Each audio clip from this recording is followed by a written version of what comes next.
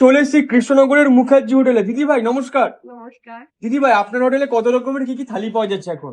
আমার হচ্ছে ডাল ভাজা, একটা আলুর চোখা আর একটা সবজি দিয়ে 30 টাকা।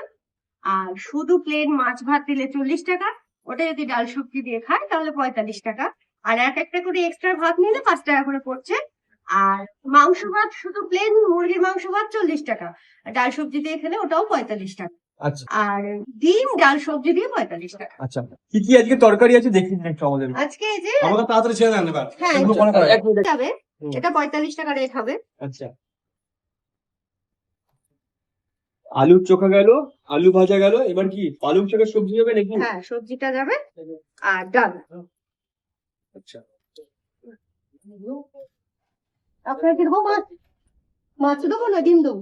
না চিকেন চিকেন সরি। ডাল ফুল আছে নাকি? হ্যাঁ,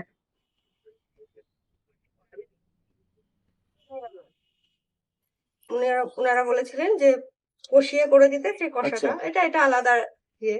আর এছাড়াও কি আলাদা মাংস রেডি হয়েছে নাকি? হ্যাঁ হয়েছে। আচ্ছা, প্রত্যেকদিন কত পরিমাণের মাংস রেডি হয় হোটেলে? 500 করে, বেশি হয়। আচ্ছা, একটু কম পরিমাণে হয় তাহলে, তাই তো? লোক সংখ্যা তো কম, খুব বেশি তো নয়।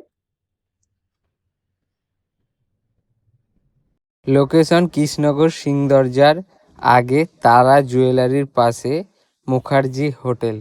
Thank you.